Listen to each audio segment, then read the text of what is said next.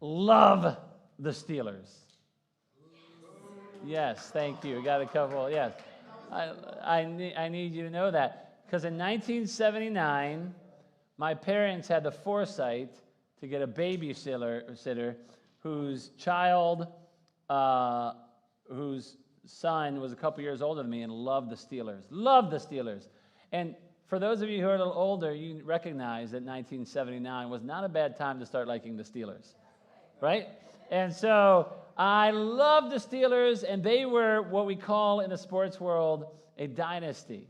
A couple years later, I got into basketball, and my dad turned on the TV, and he said, if you really want to play basketball, you need to know and watch this guy. And he was a Boston Celtic, and he was from Indiana, which, of course, my dad was from Indiana, or lived in Indiana, and it was the Larry Bird. And so, of course, we have the 80s, where there was plenty of dynasty in the Celtics in the 80s. Many of you, oh, come on. Okay, so then in 2001, Cordell Stewart was leading the charge, 15-1, for the Steelers once again. And I was excited to have yet another dynasty happening until this one guy from Michigan, I only say that because my favorite college team is Michigan. And this one guy from Michigan steps in, sixth rounder named Tom Brady, whoever, I don't know his name. But he begins what probably is the greatest dynasty of football, or at least, I don't know what to say to that. Anyways, I say all that to say that dynasties are really exciting, and also they never last. Have you noticed that? Like they always go down. Now, one of the things I say here at church often, I haven't really said it off like in a long, I say it pretty regularly. The gospel, just kidding, is that I want you to want to be here. And that's important for me because as I was growing up, I was made to go to church, but also I loved going to church. And shockingly, we didn't have any kind of instruments or background music or, I wore a tie almost every day until I was 23, and most of that was church-related. But I loved going to church early on, and one of the reasons was because of the people around me, right? And so as I say, I want you to want to be here, what I'm saying is I want you to choose to come to be, no matter if you're having a hard time, whether things are good, whether you're in a different season of life, I want you to choose to participate in church with us. And you can choose anywhere. There's lots of churches, even in New England. I mean, it's not the Midwest, but there's still plenty of churches around. And so what is it? Why do we want to come when we do? And so over the next 3 weeks, what I wanted to talk about, as spurred on by some people in my circle, is what does it take for a church to be healthy and healthy enough to continue for people to want to be a part? Because I think that's important. Because inevitably, I have been in the churches, I went to the church I grew up in. I just mentioned it. I went to the 50th anniversary of this church. This is back about 8 years ago. The twins were 3 or 4. And so we took them, and Carrie and I sat there, and I heard a guy preach who was no longer there. He was there even before my dad was there, so we're talking the 60s. And he preached a message, and in this message, so just to clarify in case any clips get out, I am saying what he said. I am not. So he starts preaching against single mothers in debt who are trying to get out of debt by working at a bar, okay? So this is what he starts preaching. Now, the fascinating thing was, and it wasn't even close, Carrie was the youngest woman in this room, and she was married by decades. Like, everybody else in this building was much, much older. And so the question was like, what are you actually trying to do here? Like, why are you preaching this message? What is it about this culture that you're like, that people can't work at bar? Like, how does this, and I know it's Ohio and the Midwest or whatever, but it just was so odd to me. But also, I've been in the churches where they spend multi-million dollars to get across the message of Jesus. And it feels like people are cattle. People come in, they have a number, they leave. Right? And we don't want that either. Like, what is it that we are trying to do? Because we don't want to be about money as a church. We don't want to be about popularity. We don't want to be about building our own kingdom. So what is it that we want to be about? Well, how do we become a dynasty? How does Chaffin Church create a culture where we become successful about what God wants us to be successful about? So that's what we're going to talk about. In the midst of this, or in ancient Israel, there's a story in 1 Samuel. And Israel, if you look at Israel, anybody been to Israel? Awesome. Two of us. Alan and I went in 2023. It was pretty cool. In Israel, they grew from Abraham, right? And then Abraham had a son who had a son, and that son had 12 sons, and those sons became tribes. This is right how big family reunions happen, and those tribes became the nation of Israel. Now, in the meantime, the people, as things got successful, they wanted a king. Now, they didn't have a king before. They had a prophet who kind of guided them and who expected them to follow after God. Okay? And so they went, we want a king like other nations. We're trying to unite. We're trying to come together. We want a king. So Samuel the prophet said, well, I don't think that's a good idea. And they said, well, we think it's a good idea. So Samuel said, I'll go ask God. And God says to Samuel, it's not a good idea, but it's what they want. We'll give it to them, and it's going to go bad. That's how loving God is, that sometimes he gives us what we don't want or don't need in an effort to prove that it's not the right thing, right? And so they get a king. Through time, what ends up happening is that king, he has some good things going on, but he ends up doing his own thing a couple times. And so Samuel goes to him and says, God is taking your kingdom away, Saul. His name was Saul. God is taking your kingdom away. You will no longer be the king of Israel eventually. Now, I don't know about you, but that would make me, even though that's true of all of us, if somebody were to go to you, you'll no longer be in your home. If somebody would say to you, well, you'll no longer do this, it would make you kind of like, right? But it's true of all of us. And it was like Saul, basically, Samuel just said what was going to be true anyways.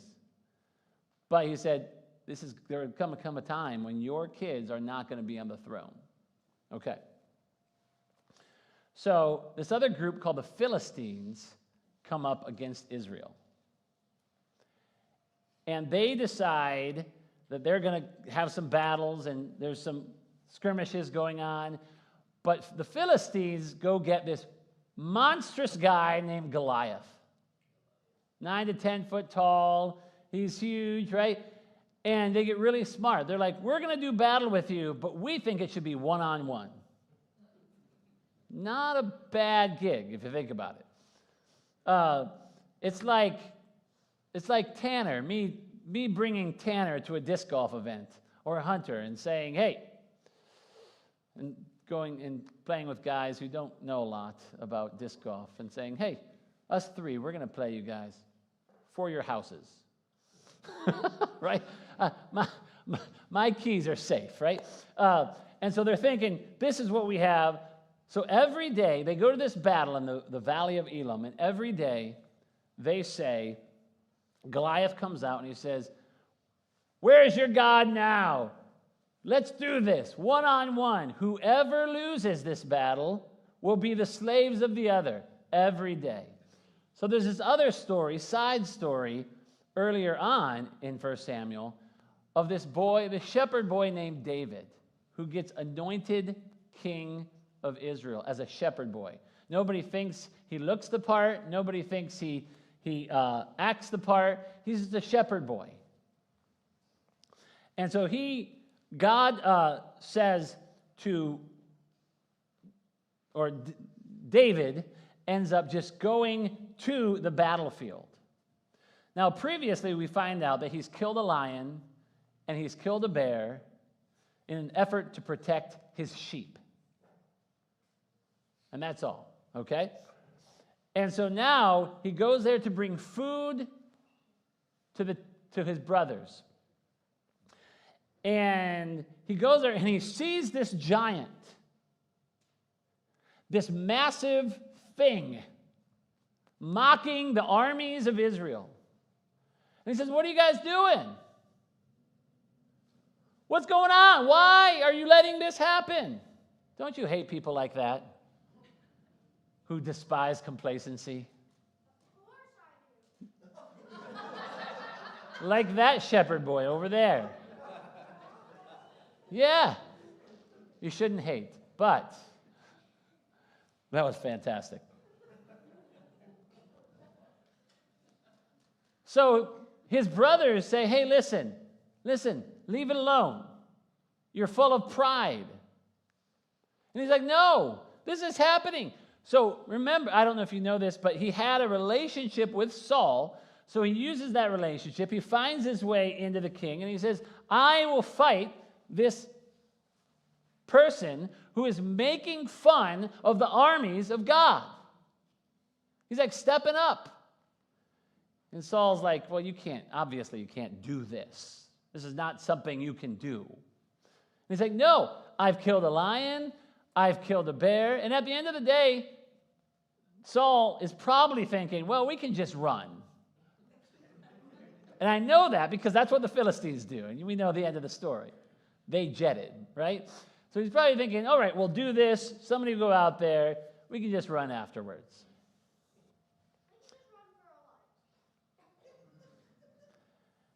This is something we've added. It's kind of like the CC, except just this commentary. I hope you enjoy it. It's just going to happen fairly regularly today.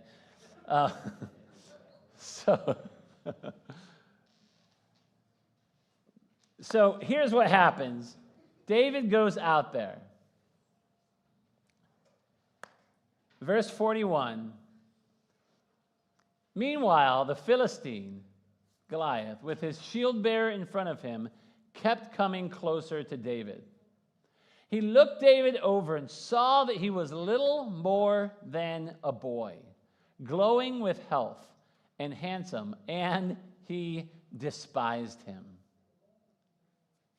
He said to David, am I a dog that you come at me with sticks? And the Philistine cursed David by his gods. Come here, he said, and I'll give your flesh to the birds and the wild animals.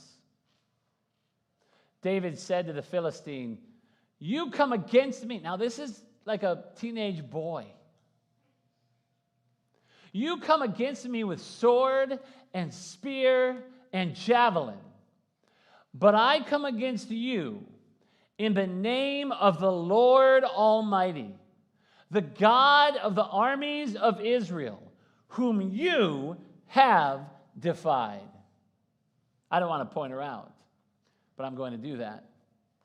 On December 1st of last year, we baptized a few teenage girls. One of them was Olivia. And I remember that time where she shared her testimony and how it was like talking to somebody different as she spoke. Like she was speaking with authority. And he continues, "This day the Lord will deliver you into my hands, and I'll strike you down." This is so not like politically incorrect. "And cut off your head." Please, no comment there. "This very day I will give the carcasses of the Philistine army to the birds and the wild animals, and the whole world will know that there is a God in Israel. All those gathered here will know that it is not by sword or spear that the Lord saves, for the battle is the Lord's, and he will give you into our hands." David here is not trying to just get a win or get fame or make a name for himself. For one, he was fighting for honor, for the honor of the Lord. It wasn't his own honor. He believed it was God's honor that was being disgraced. And also, this is interesting. His courage was necessary for the win. And so was God's gift of victory. Both of them were necessary. In other words, I believe that as a follower of Jesus, whatever you do, you need the courage. Some will say, just trust in God. I believe that God gives victory. I believe that God gives success. I believe that God gives health. But he also needs your courage. He also needs you to stand up and say, this is the right thing to do. And David knows that Yahweh does have all power in heaven and on earth, and he is prepared to use it. You see, God characteristically uses it on someone like David, and not so much, in theory, on someone like Goliath.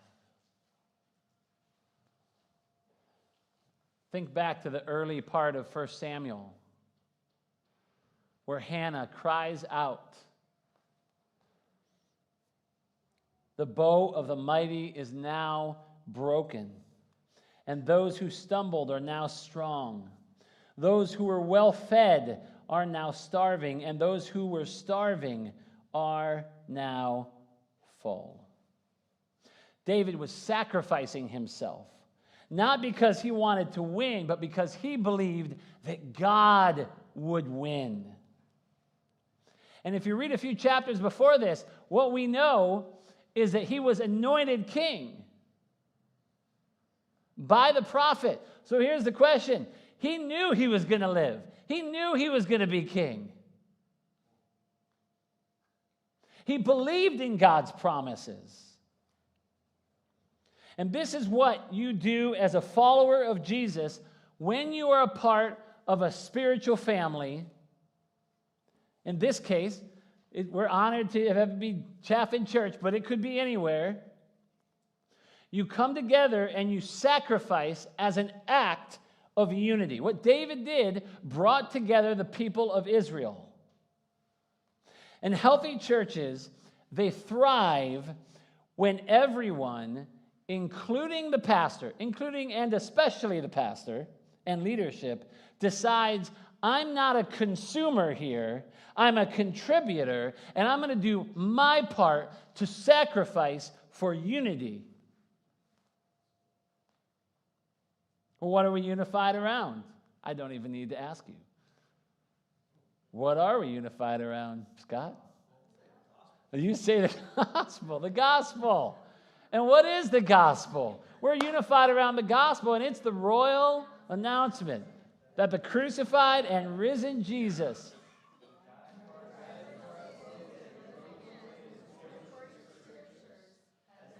enthroned as the true Lord of the world.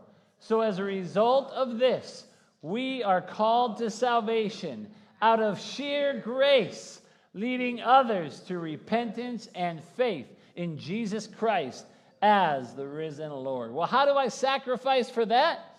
You know the why and you do the what. You know the why and you do the what. Here's the why. It's for our King. As a follower of Jesus, here's something that you should know. As best as we can and should, we don't do what we do because we like the leadership of a church or don't like the leadership of a church. We don't give. We don't serve. We don't come together for any person necessarily. We got to love those people. But not for a celebrity figure. We do it for our King. People will always fail you, myself included. We do what we do because in our hearts we're here to follow the King. That's the why. That's what keeps you coming back, hopefully. That's what keeps you serving your neighbor. That's what keeps you loving your enemy. That's not a natural thing.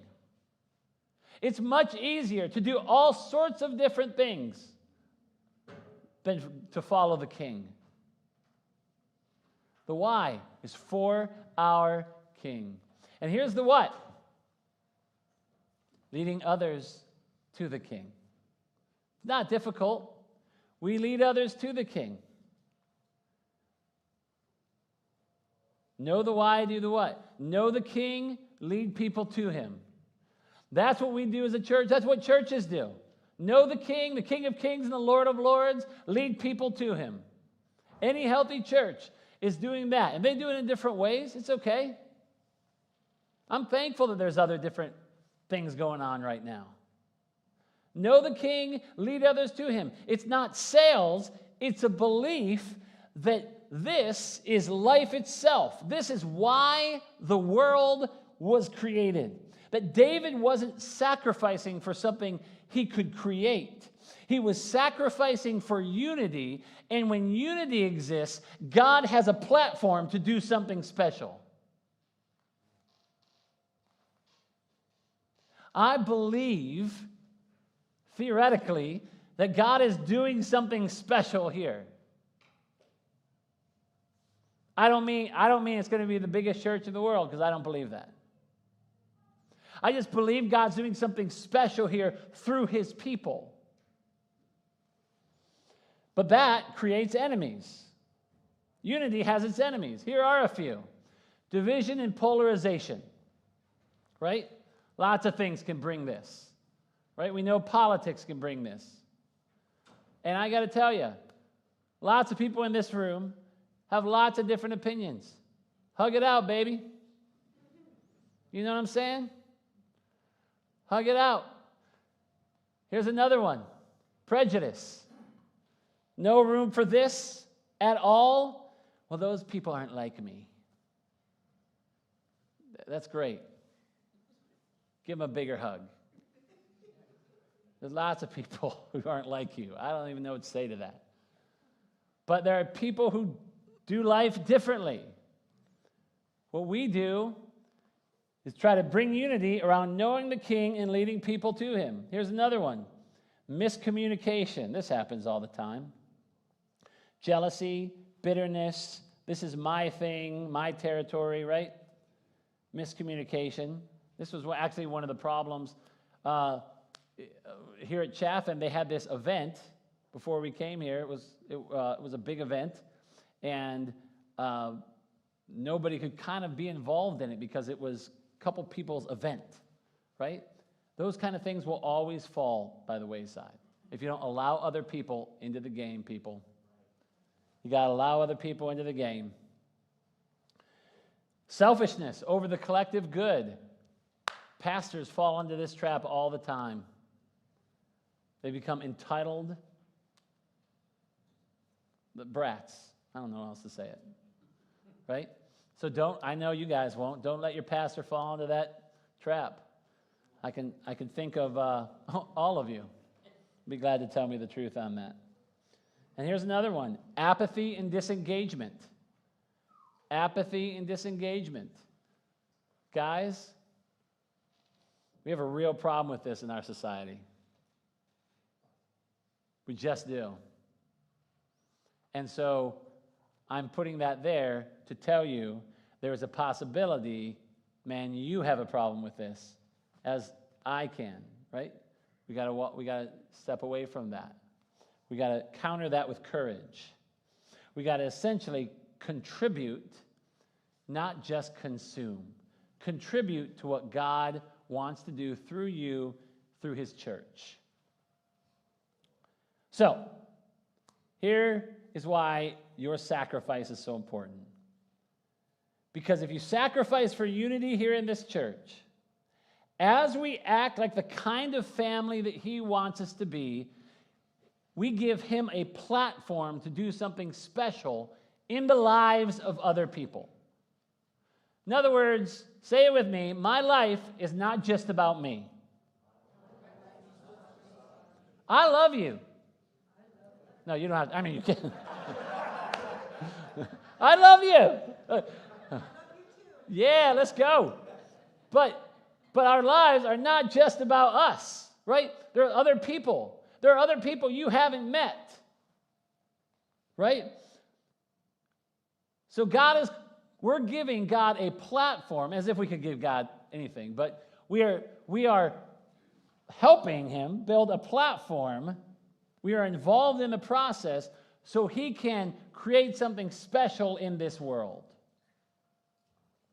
It won't look like Marty's empire. It won't look like the Righteous Gemstones, should you have seen that. But it will look like an opportunity where everyone assembled there.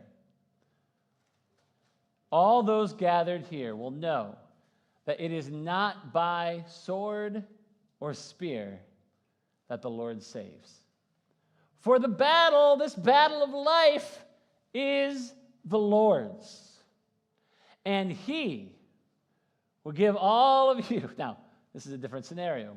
He will give us everything he wants to give us into our hands. Whatever that is. He wants to see people change in this area. He wants to see our culture change. He wants to help people embrace a life that he has created. And so David, the shepherd boy, who we know from later texts, he becomes a general, an outlaw, a king, the worst parent who ever lived, a kingdom builder. But at this point, he's just 17 years old, a boy who plays music. He stands up alone against one of the greatest warriors in history, with a sling and a stone. And he would say, God gave him the victory. And history changed forever. About 5 months before I came here, or a couple months, maybe not 5, there was a lady, her name was Andrea, just a wonderful lady. And she was kind of holding things strong here, and she came to me and she said, can we meet at Dunkin' Donuts? I'm like, sure. So we went to Dunkin' Donuts, and she said, I think that you should come to Chaffin. I'm like, I don't know about that. She's like, let me tell you this story. And it was a rainy day, and she tells me that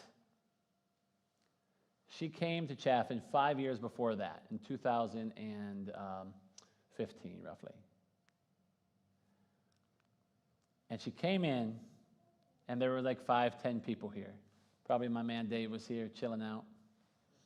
Very few people. And she leaves, and she says, I could not get out of there fast enough. I don't mean to throw anyone under the bus, but she's like, I could not go back. And she said, as she's walking to her car, she says, she hears God saying, Andrea, you're going back to church there. And she's like, God, I can't do that. There is zero chance that I'm going back to church here. And she's like, she opens the car door to go in and to leave, and she's like, she can't escape it. And she says she looks at the building, from the view here, like she's looking at us. She looks at the building, and she said, God, I'll go back to church there if you promise that the parking lot one day will be full and Jesus will be preached. That was 5 years before there was ever more than 20 cars in the park, 15 cars in the parking lot. And that is the kind of sacrifice necessary that if we want to be a dynasty, and by dynasty, I don't mean, once again, I'm not talking about the greatest church ever. I'm talking about a healthy, vibrant, gospel-preaching place that loves our community, loves our neighbors, and loves one another. If we want to be that kind of a place, we have got to together sacrifice for that type of thing. That together we come together and we have to say, you know what? Jesus, my desire, along with my church, is to know you, is to know the King. And not only that, but I want to lead people to you. I don't know how that works. I'm not a theologian, but I just want to do that. So in order to do that, God, I know I have to contribute and not just consume. And here's what I believe. I believe this with my whole heart. I believe that every single person in this room has a gift to contribute. That it's not just one or two. Somebody told me, and we're going to talk about this actually next week. Somebody told me about when I got here, they said, oh, all your super spiritual people are coming to church here now. I'm like, you don't know these people. They're cray. Especially Al and Dan. Anyways, but hey, listen. I want you to do this week. I want you to pray about this. God, what do you want me to contribute to your church? Once again, not just the Chaffin Church, but also the Chaffin Church. God, what is it that maybe you're doing it already. It's very possible you are already doing it. And then, not only that, but get real. Here's some deep homework. God, is there something I'm not doing in your world that I need to contribute?